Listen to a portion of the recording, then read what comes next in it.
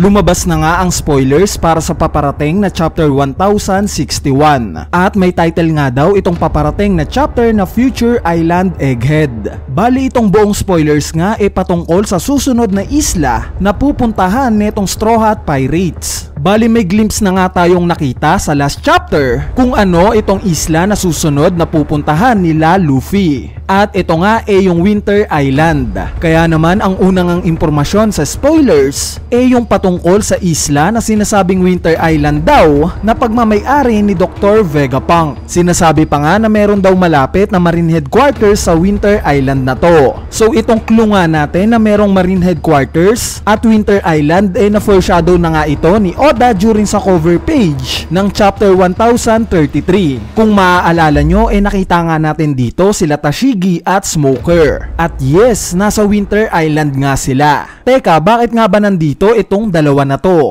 Bali kung maaalala nyo during Punk Hazard Arc, sinabi nga nila Tashigi at Smoker na pupuntahan nga daw nila itong si Dr. Vegapunk dahil sa gusto nga daw nilang ma-cure itong mga bata na pinag-eksperimentohan ni Caesar the Clown ng gigantification. Kaya naman mas lumilinaw na nga na itong cover page na nakita natin in chapter 1033 dito papunta itong Straw Hat Pirates. Plus madagdag ko lang na sobrang magfi-fit nga kung makikita natin sa isla na to sila Smoker at Tashigi. Bakit? Dahil in every major arc nga na nagaganap laging present itong dalawa na to sa pag-uumpisa ng major arc na to. Gaya na lang sa Logtown Arc. Nakita nga nila ang Straw Hat Pirates bago ang major arc na Alabasta Arc. During din sa Amazon Lily Arc nakita rin natin sila bago ang Marineford Arc. At even Punk Hazard Arc bago maganap ang major arc na Dressrosa Arc nakita rin natin sila. Kaya naman sobrang nagfi-fit nga kung sa pag-uumpisa nitong final saga makakasama na naman natin itong sila Tashigi at Smoker. Anyway, nalaman na nga rin natin sa spoilers na kasama na nga ng Straw Hat Pirates itong si Jewelry Bonnie. In fact, sinasabi pa nga na kasama nga daw niya sila Luffy, Chopper at Jinbei nahiwalay nga daw sila sa ibang Straw Hat Pirates. Bali ngayon dito na nga tayo magkaka-idea kung bakit nga ba nandito itong si Bonnie kasama ang Straw Hat Pirates. Dahil kung huli nga natin siyang nakita during Reverie Arc pa at lingid naman sa ating kaalaman na konektado itong si Bonnie kay Kuma, malamang na during Reverie Arc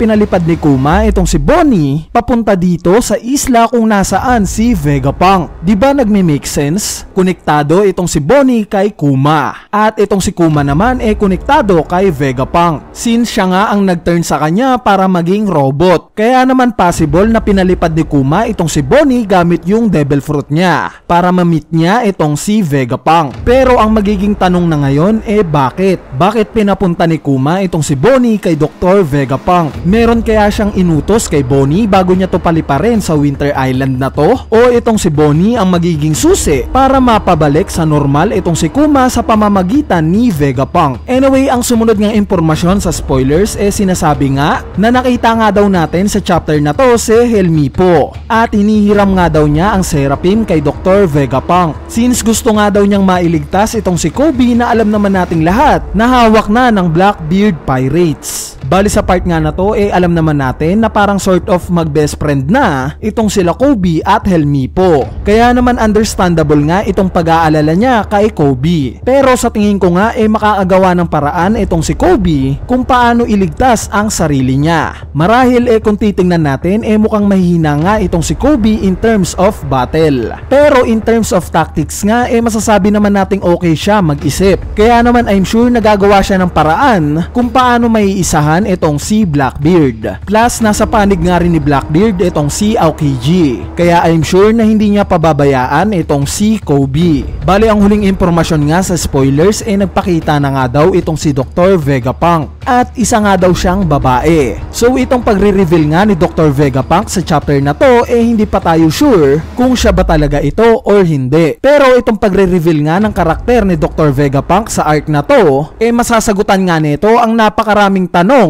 na matagal ng misteryo sa mundo ng One Piece. So ano-ano ba itong mga tanong na to? Gaya na lang na itong mga weapon na kinukombine sa mga Devil Fruit or itong full history ng mga scientists na tinatawag na MUDs. Malalaman na nga natin through Vegapunk kung paano sila nabuo at kung paano nga ba nila natuklasan ang lineage factor, since ang lineage factor nga ang punot dulo ng bawat experiment sa mundo ng One Piece, gaya ng gigantification, cloning, genetic modification at marami pang iba. Dito na kaya may explain sa atin kung paano nga ba nagawa itong si Sanji, since bunga nga siya ng genetic modification ng tatay niyang si Vince Smoke Judge. Mabibigyan pa kaya siya ng power up na itong si Vegapunk, since ang pinakamagaling nga na scientist sa mundo ng One Piece itong si Vegapunk. Pag nagkataon nga at magkatotoo nga ito panigurado na mas malaki ang improvements na may ipapakita sa atin itong si Sanji. Ang isa pang tanong na masasagot sa pagre-reveal na itong si Dr. Vegapunk yung paano niya nabuo itong mga Seraphim.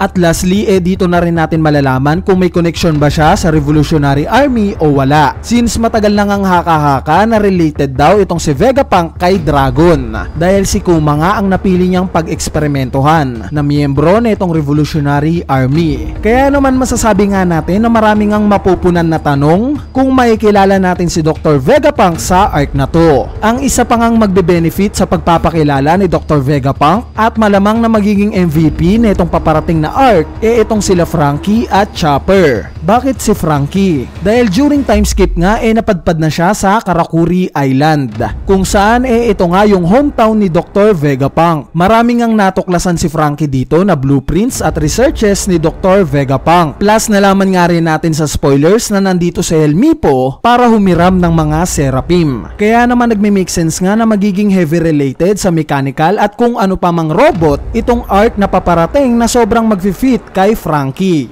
As for Chopper naman sa tingin ko nga ang magiging relevance niya sa arc na to yung pagtatanong kay Dr. Vegapunk kung paano nga ba mako-cure itong mga Smile Devil Fruits, since umalis nga itong Straw Hat Pirate sa Wano na hindi pa nako-cure itong mga Smile Devil Fruits. Kaya naman pwedeng ang tanungin ni Chopper kay Dr. Vegapunk kung ano ang possible na cure dito. Plus kung maaalala nyo pwede pang ang bumalik sa Wano itong Straw Hat Pirates dahil sa nandito nga ang Pluton. Kaya naman pwedeng pagbalik na itong Straw Hat Pirates sa Wano dala na ni Chopper itong cure sa Smile Devil Fruits. Anyway, kung mapapansin nyo nga medyo related itong si Dr. Vegapunk sa mga Winter Island, gaya na itong Karakuri Island na hometown niya. Itong paparating na arc ng Winter Island din kung nasaan siya ngayon. At itong Punk Hazard arc na although later on na naging Winter, Winter Island pa rin naman. Kaya naman sa tingin ko nga dito napapasok itong relevance ni Blackbeard kay Vegapunk. Dahil kung maaalala nyo ang hometown nga daw ni Blackbeard Winter Island daw. At nakita nga natin sa itsura niya nung makita niya itong mga Seraphim ni Dr. Vegapunk na alam niya kung sino itong si Vegapunk at kung ano ang ginagawa nito. Kaya naman pwede ngang gumagawa na ng hakbang itong si Blackbeard sa pag-atake o paglapit kay Dr. Vegapunk. Malay natin, itong si Aokiji na matagal na nating hindi nakikita ang inutusan ni Blackbeard na pumunta kay Vegapunk. Dahil kung tutuusin ito nga ang perfect timing para magpakita na ulit itong si Aokiji, di ba? Merong Winter Island at ito nga yung Devil Fruit powers niya. Plus close nga rin siya kay Smoker na malamang makikita natin itong si Smoker sa arc na to. Anyway, dito na nga nagtatapos itong spoiler review natin para sa paparating na chapter 1061. Kung may idea nga kayo kay Dr. Vegapunk i-comment nyo na lang yan sa ating comment section sa ibaba para mapag-usapan natin yan.